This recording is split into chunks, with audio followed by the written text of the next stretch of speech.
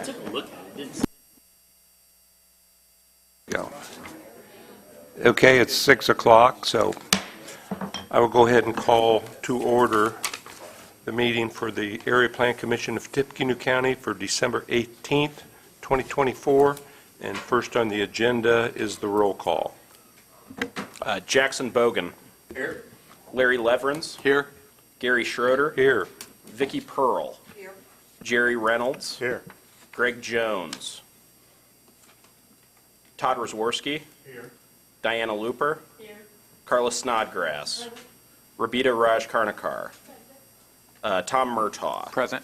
Steve Snyder. Present. Tracy Brown. Jason Domkowski. Here. Lisa Dullum. Kathy Parker. Here. Jody Hamilton. Very good. We have a quorum present. Next on the agenda is the briefing session. All right, well, we do have some, one withdrawal, this 2950 Land Investors LLC, withdrawn by the petitioner, and then 2959 Domino Group LLC. They've requested a continuance to January 15, and then Arbor Homes, as shown on the agenda, is also requesting a continuance, but to February 19. Everything else is ready to go. Very good. Thank you, Ryan. Next is approval of the minutes. I move to approve the minutes from November 20th, 2024 public hearing as submitted. Second. So I have a motion and a second to approve the minutes. Any comments or corrections? Hearing none, all those in favor say aye. Aye. Opposed? That motion carries. Ready for the next case, final detailed plans. So I think that's resolution 2412. Jerry. I move to hear and vote on resolution PD 24-12. Second. Okay. Well, we'll end the year with a bang. This is the Hub Chauncey project that was under negotiation for many years, but we finally got to a finished version, and that rezoning took place earlier this year in the fall. City Council approved the rezone in September. The final detailed plans have both construction plans and the final plat. Bonding is on its way, and so they'll have 30 days from today's hearing, if approved, to record, so I anticipate that happening. Obviously, the city already granted demo permits. Chauncey Mall's long gone, so once the bonding's in and we get this thing recorded, they can break ground and start building it, and it'll be a sight to see when it's done. So we are recommending approval of Resolution PD 2412. Happy to answer any questions. Very good. Thank you, Ryan. Petitioner, the representative, have a comment? Good evening, Kevin Riley with RTS Law representing the petitioner. Andy Taylor with Kimley Horn, who also is on the project team, is here as well. We agree with the staff's recommendation and just want to say how much we appreciate the efforts of city and area plan on this project, and we look forward to getting started. Thank you. Thank you. Anyone from the audience wish to comment on this? Questions or comments from the board? Hearing none, we have a yellow ballot.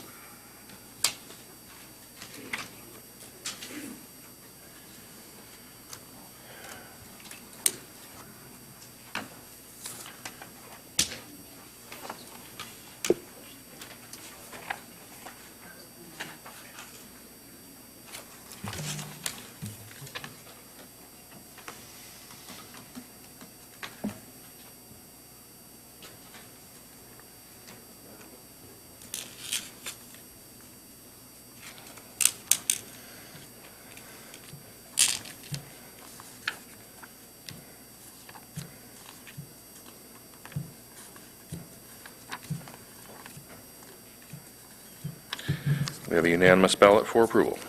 Very good. Thank you, Ryan. Now, as we enter our public hearing portion of the meeting, I have a statement I need to read. For those of you that are unfamiliar with our procedures, the Commission would like for you to know the following. When we hear requests to subdivide land, we're only concerned with whether the actual drawings showing the division into lots meets the technical requirements of our ordinance. The question of appropriateness has already been determined. Anyone wishing to make a comment or provide us with information regarding any subdivision petition will be given an opportunity to do so. When we're hearing a request for a change in zoning, we're trying to determine if the new zone being requested and the uses allowed in that zone are appropriate for that property and supported by the comprehensive plan. With each case being heard, our staff will present its report. The person making the rezoning, requesting the rezone, will be given an opportunity to speak. Following that, those of you wishing to speak in favor of the rezone will be recognized. Then those who wish to oppose it will have a turn. This will be your only time to speak. The person requesting the action will be allowed a rebuttal. Plan Commission members will then ask questions and finally vote. Please limit your statements to no more than 5 minutes. We ask that you not repeat what others before you have already said. We are a 17-member body, and a majority of 17 is 9. Regardless of how many commissioners are actually present, at least 9 votes in favor or 9 votes against are required for our action to be official. If fewer than 9 of us agree to either approve or disapprove of action, the case must be heard again next month. Our vote on a request to subdivide is final. Our vote on a request to rezone serves as a recommendation to the appropriate City Council, Town Council, County Commissioners, who must finally decide on changes in zoning.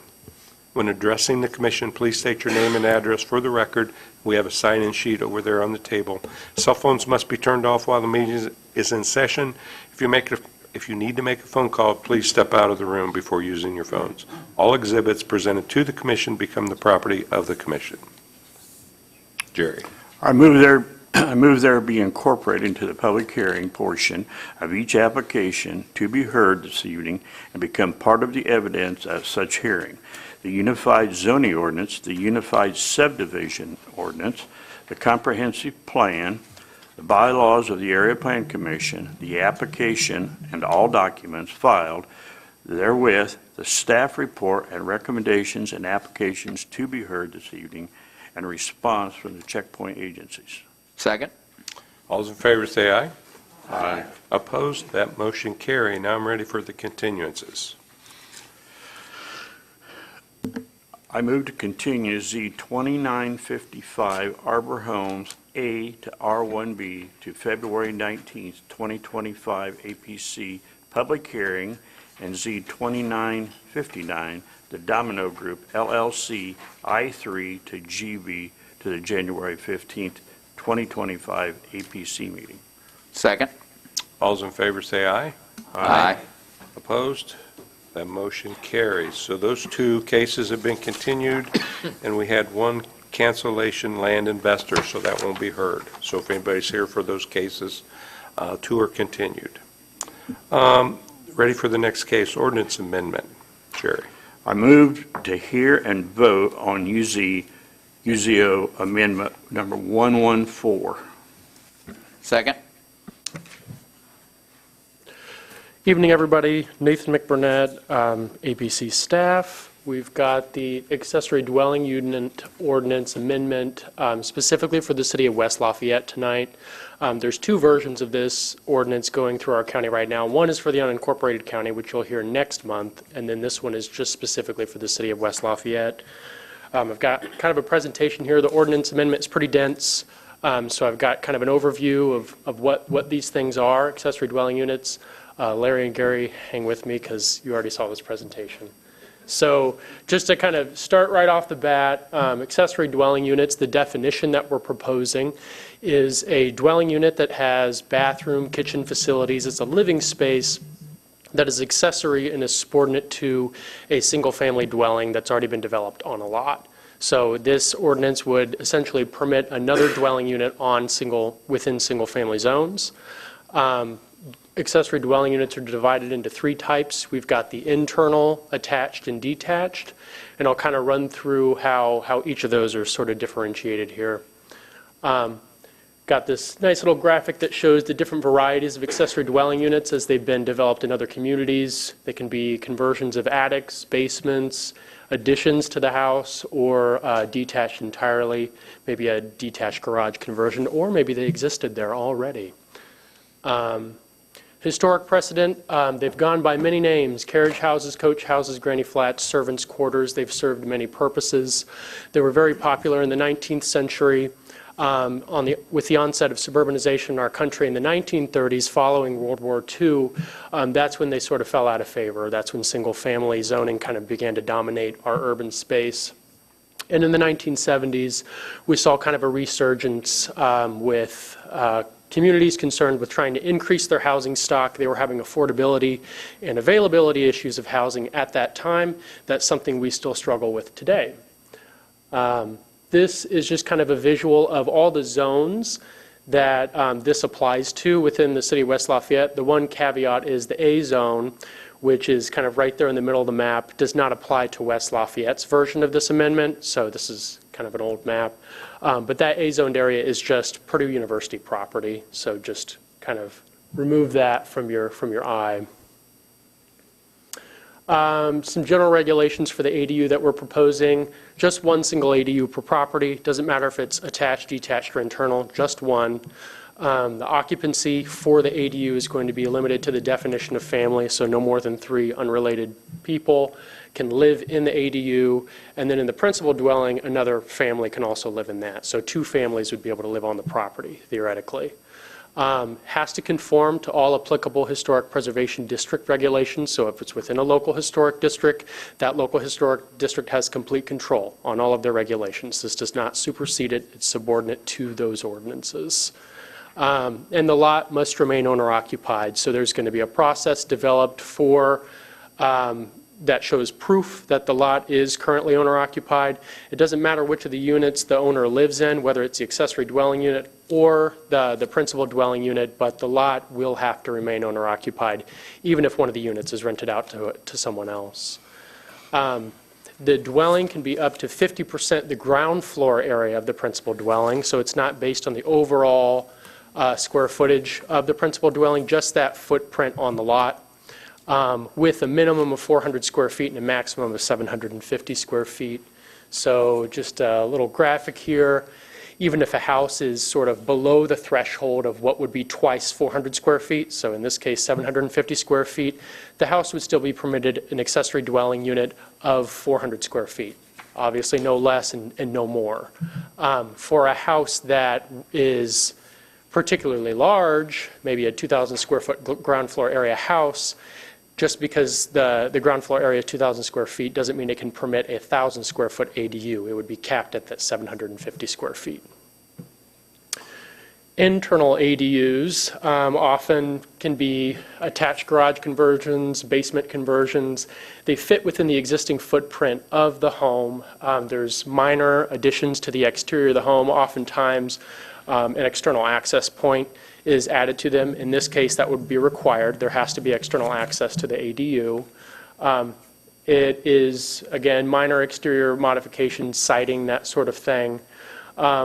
With the proposed ordinance, they would be allowed by right on all legally conforming lots, even those made conforming by prior variance. The attached one is a little bit different. This is an addition to a house. We've got 2 different versions here. One looks a little prettier than the other one. It's an expansion on the existing footprint of the house, and it has to be independently accessible, and it has to conform to the primary use building setbacks, which is what kind of differentiates this one from the detached ADU. The detached version is an accessory structure all on its own. It can be a purpose-built new structure or conversion. We see a conversion at the top and a purpose-built at the bottom. It must conform to the accessory use building setbacks for that zone, which are generally smaller setbacks than for the primary building. A minimum of 6-foot separation between the house and the accessory dwelling unit. All the plumbing and public facilities in general for the detached unit has to be combined with the primary unit on the property. It can't have separate attachments. And then no additional driveway cuts can be created. These all versions of the accessory dwelling unit, if a lot is found to be conforming, they would be exempt from lot coverage, vegetative coverage, and parking. All of those standards of the ordinance, they'd be exempt for that. The idea here is to promote their use, since this is what West Lafayette is requesting. Just Just a little bit of context, there's been some concern specifically with the R1U district. We met with the West Lafayette Historic Preservation District last night. It was a spirited conversation. There's some disagreement over what the purpose of the R1U district is and how it may relate to the local historic district. On the left, we have all R1U zoning within the city of West Lafayette. On the right, we have the local historic district extent. They're generally, I would say, about the same footprint. There's probably about 20 residential properties that are zoned R1U that are not part of the local historic district. So generally makes the same footprint. Again, every property within the local historic district would be subject to their regulations, the Historic Preservation Commission's regulations. Some examples of R1U zone property, they come in many shapes and sizes. R1U does. This one is a particularly large one. It's about a half acre where an accessory dwelling unit would be permitted. This one is a particularly small one, which is maybe a little bit more common for R1U zoned lots, where an accessory dwelling unit would not actually be permitted because it's not wide enough. Just to show you on the map, a close-up, the little red dots, if you can see them, are those two properties. If you see with all the lot lines, their R1U, the zoning district, is not universal, the same across every property. There are many different sizes to an R1U zoned lot. So keeping the R1U zone within the purview of this regulation is what we consider to be optimal. And with that, I think that is all I have. I've got the ordinance in front of me if there's any questions. Thank you. Thank you, Nathan. Very good presentation. Anyone from the audience wish to speak to this?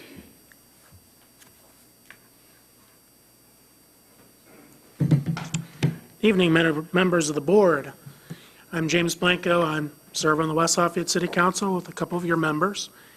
And I'm here simply to urge you to bring this to the West Lafayette City Council without delay in its current form with very minimal changes. This is something that we had requested a good little while ago. And I'd like to see it, especially personally, because this is something that I campaigned on extensively. I spoke with many of the neighbors in our various neighborhoods, and there's plenty of support for accessory dwelling units, and this is a step in the right direction to help work on our housing shortage in the city of West Lafayette. Thank you very much. Very good, thank you.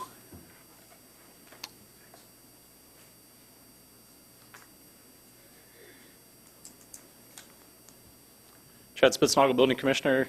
Just wanted to thank APC staff for the extra work on this. I know they did exactly what the resolution by City Council asked them to do.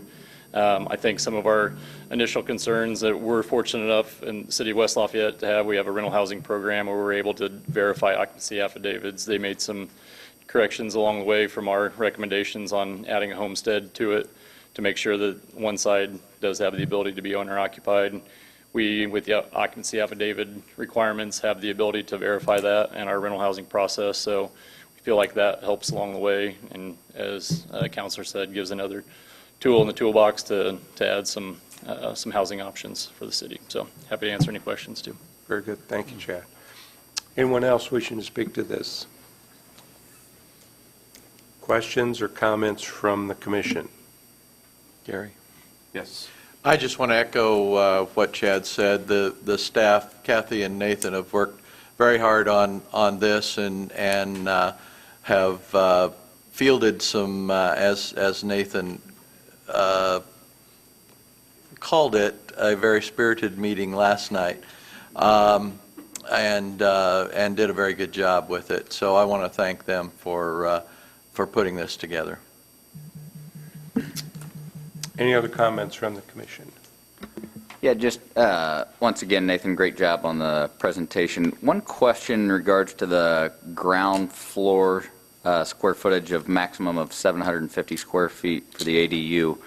How many stories can one be, or how tall can one be? I think it would be a maximum of 35 feet. So 3 stories, so we could have 2,250 square feet. So the ADU, the actual total area of the ADU, the livable space, is maxed out at 750, but it could be multiple floors potentially if they add up to 750. Okay. Go ahead, you got another Ne- question? Now I have a question for West Lafayette, which, Chad? Is that what you want?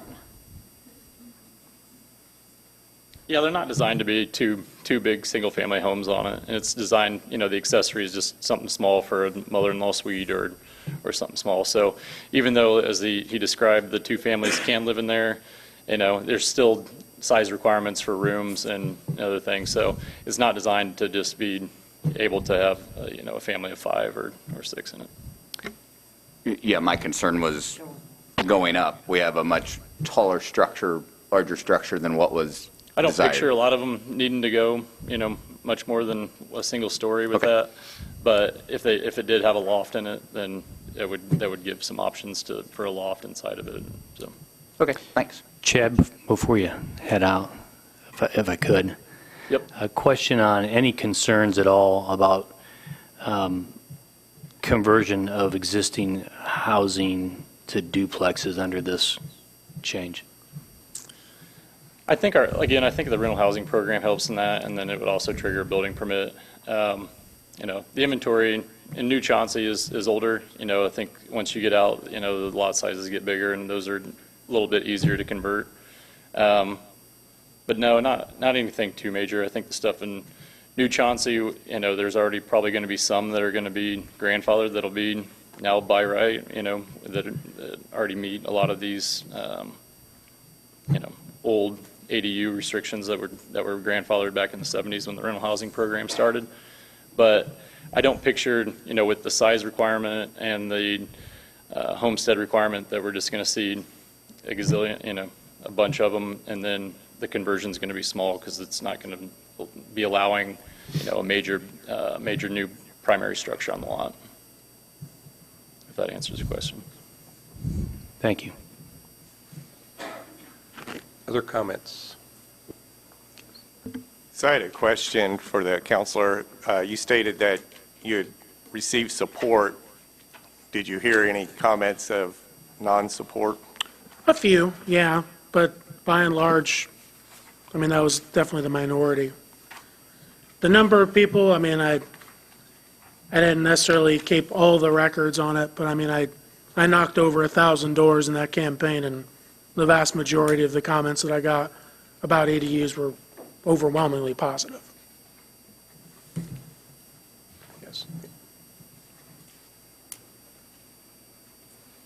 Hi, I am Iris O'Donnell Belisario, also one of the West Lafayette City Councilors, and I sit on the Historic Preservation Commission, and did want to share, I have heard a lot of opposition to it, specifically with the concern of adding work onto the Historic Preservation Commission and making them be the regulator of this. I don't know that I have a solution to propose. And Nathan has been really helpful, and Kathy, we've talked a little bit over the past couple of days, so I do want to kind of express that gratitude towards them, but did want to share that at least I have been hearing opposition to that from that concern, and that it could disrupt the historic integrity of our historic districts. So figuring out how do we protect that while also look at adding this to our toolbox. Very good, thank you. Any other comments? Commission? I have Go a ahead, Kathy. question. What would the process be for adding an accessory dwelling unit? What would a person do?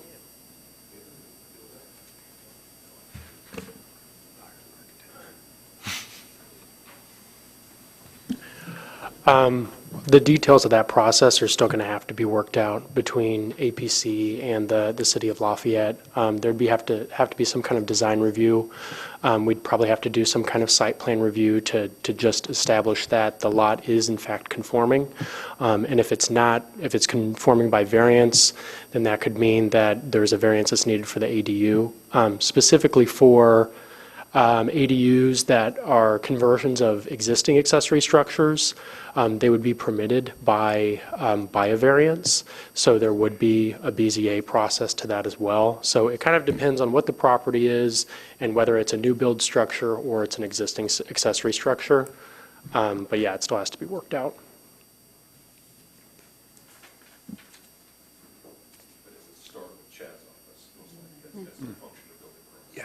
Go ahead, Diana. Yeah, I just had a question. How many ADUs per property can you have? So if you have three stories, can you have one on each floor? You can only have one ADU Okay. per property.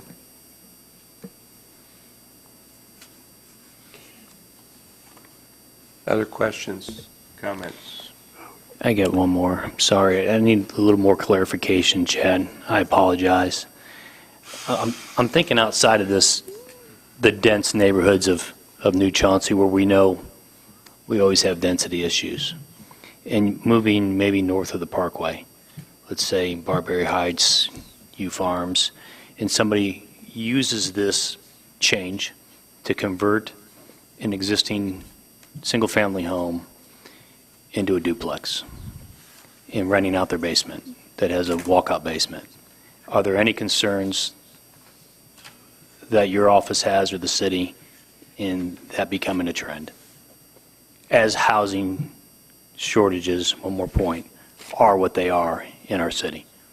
I think, when the concept first came, I mean, yes, I think all the building commissioners in the AO meeting are concerned that you're right, it's going to be a two-family dwelling that requires separations and other things. So now that it's an accessory dwelling unit, it avoids some requirements in the building code on separations and that nature. So building-wise, I don't feel like it's going to be a huge option or a huge issue.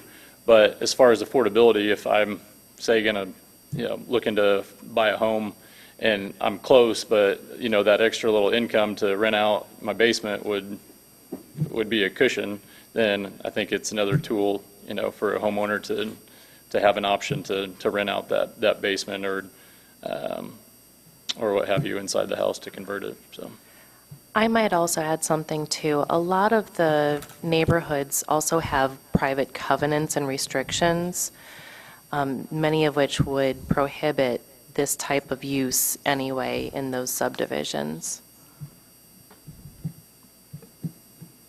Thank you. Other questions, comments? I'd just like to thank the West Lafayette City Council people that came, and I know, James, you came twice, and we did spend a couple months going over this, making sure we had the language correct, and then maybe didn't get advertised quick enough. We could have heard it last month. But anyway, hopefully we'll send that on tonight, and then you guys can have your ordinance. So thank you for coming. Hearing no other comments, we have a yellow ballot.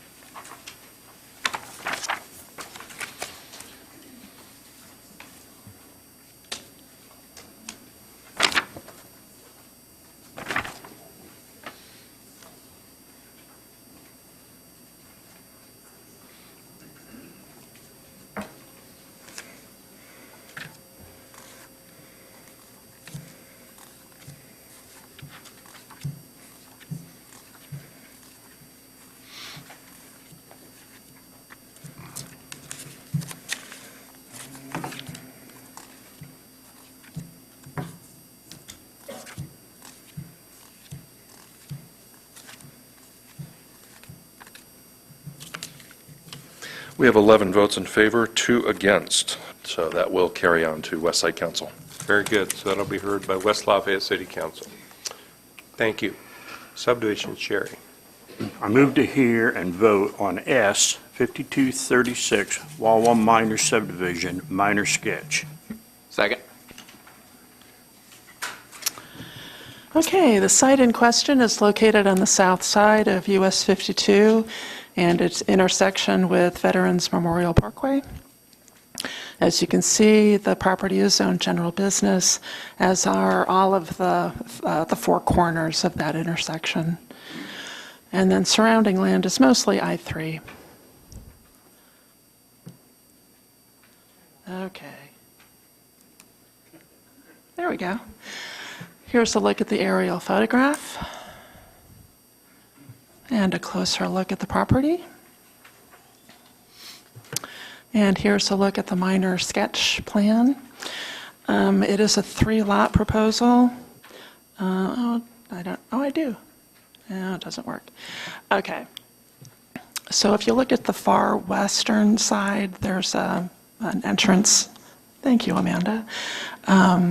Yes, right there on Veterans. And then that private drive continues on to the east and then takes a sharp right-hand turn and exits on 52. That exit on 52 is a right-in, right-out only. It is a 3-lot subdivision. The 4th lot in the southwest corner is for drainage purposes.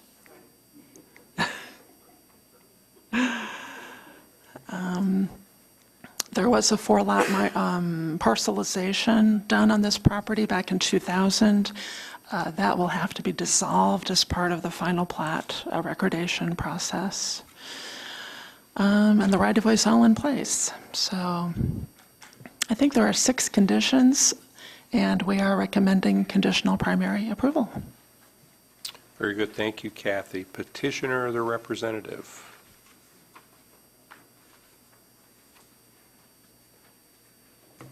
Good evening. Paul Hansen with CESO representing Wawa on the minor sketch subdivision. So as described, 4 lots, the 4th being the stormwater basin, 2 access points, one off of Veterans, a right in, right out, and off of US 52 is also a right in, right out. The conditions, we went over them in a staff meeting, and we're good with all of those conditions. We'll meet them. Do you guys have any questions? Okay, very good. Thank you. We may have some for you. Anyone from the audience wish to comment on this? Questions or comments from the board? Hearing none, we have a white ballot. And that's just a minor, so no bonding.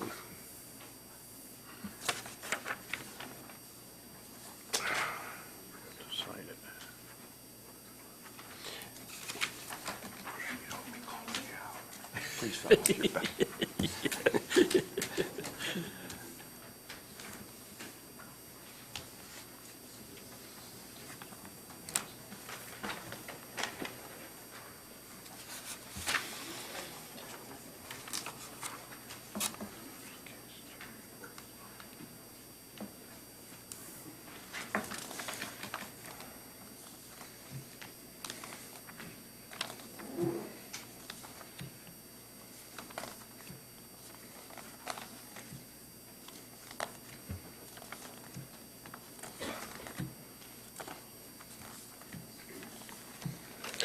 13 votes in favor. Very good. Thank you, Ryan. Rezoning activities, Jerry. I move to hear and vote on Z 2934, Raza C. Montoya Plan Development, GB to PDMX.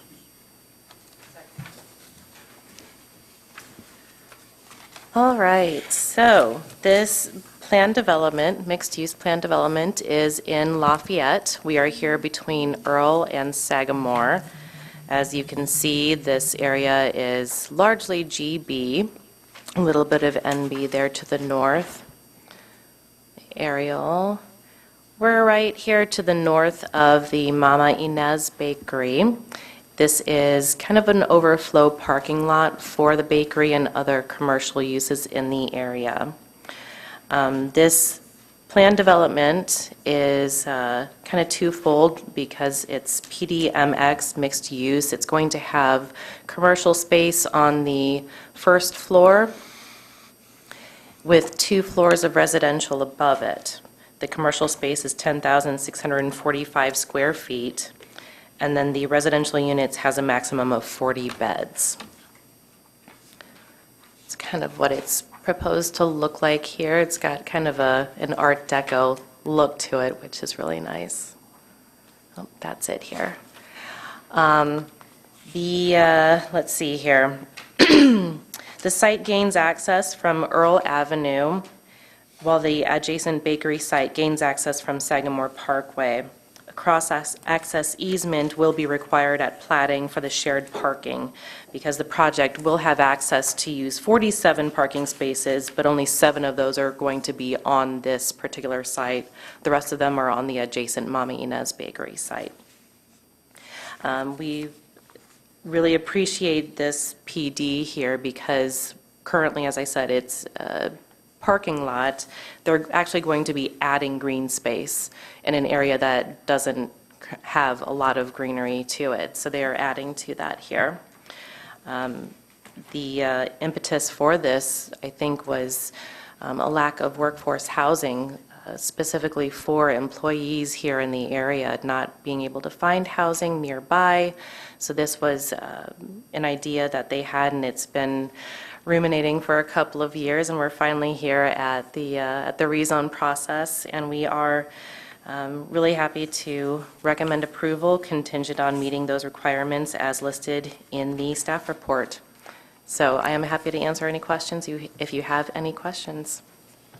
Very good. Thank you, Amanda. Petitioner, representative. Thank you, Kevin Riley with RTS Law, representing the petitioner. Appreciate Amanda's presentation. She really covered all the important details, so I won't reiterate what she had to say. Appreciate the efforts of area plan staff and also City of Lafayette, Dennis, John, and the rest of the individuals involved in helping us bring this to this point. We think it'll be a good addition to the City of Lafayette, and we request your approval. Happy to answer any questions you have. Very good. Thank you, Kevin. Anyone in the audience wishing to speak in favor of this petition? Anyone in the audience opposed? Questions or comments from the board? Hearing none, we have a yellow ballot.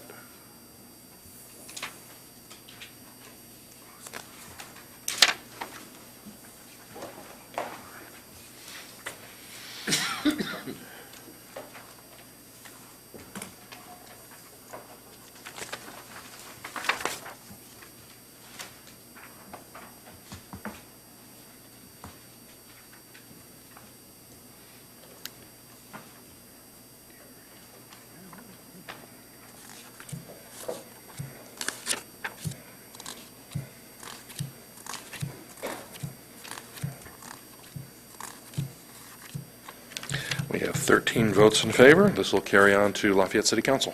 Very good. Thank you, Ryan. I move to hear and vote on Z 2958 ERE Lafayette LLC, R1 to R2. Do we have a second? Second. Thank you. Staff?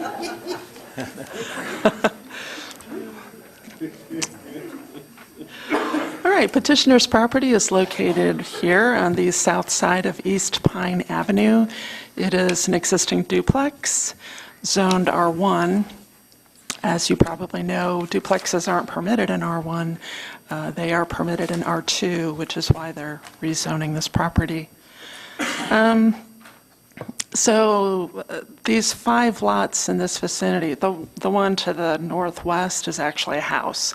I think all the others are duplexes on this property, or on this street. But these 5 duplexes were built between 1962 and 1967. Zoning took effect in the county in 1965. So some of these are legally non-conforming, and other duplexes are questionable. And the 2 properties to the east were rezoned from R1 in 1970. They're, again, duplexes. The one to the west was rezoned just a couple of years ago from R1. Here's a look at the aerial. This is Klondike, I should point out, just to the west, and State Road 26 is further to the south. And here's a closer look at the duplex. So we're basically taking a non-conforming use of a property and rezoning this to R2 would make it legally conforming. And staff is recommending approval. Very good. Thank you, Kathy. Petitioner, the representative.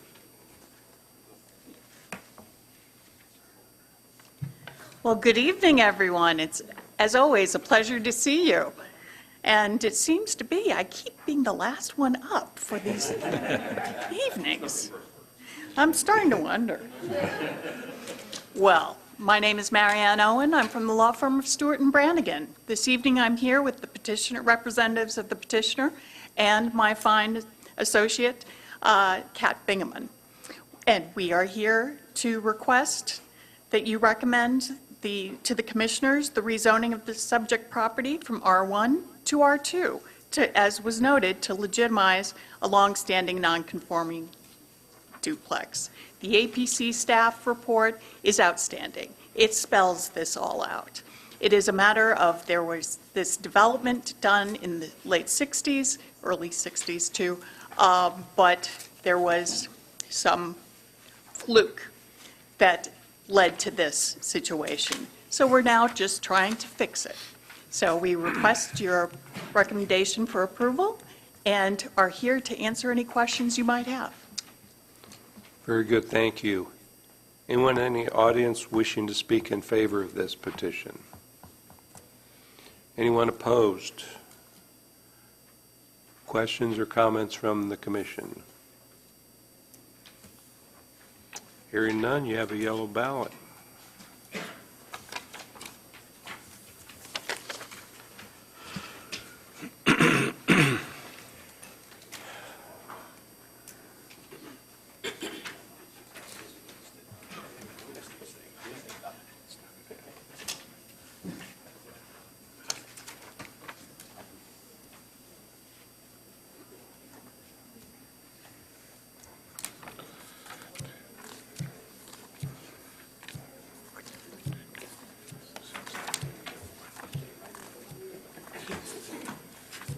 All right, 13 ballots in favor. This will carry on.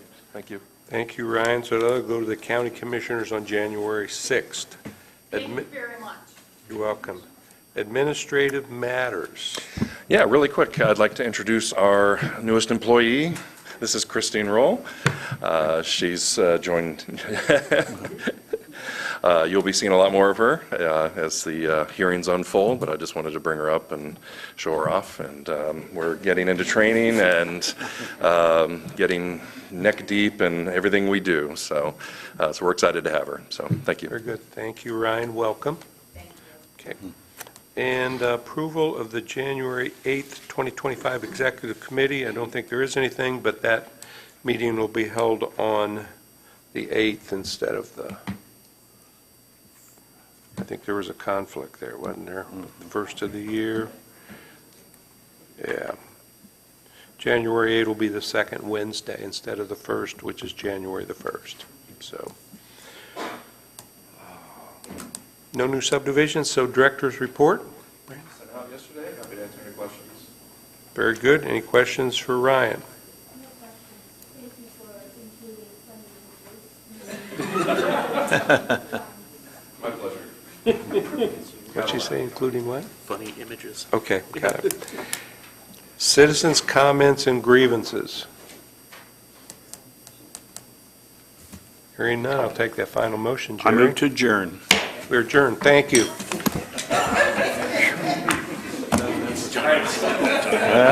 What did I do? It's too late.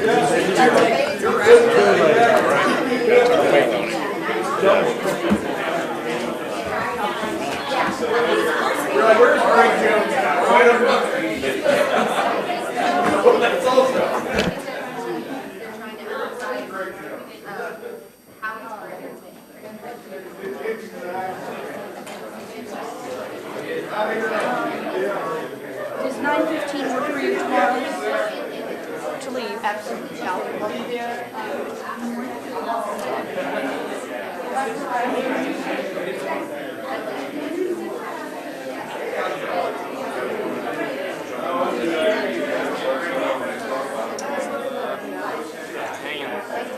You know, surviving, right. That's good.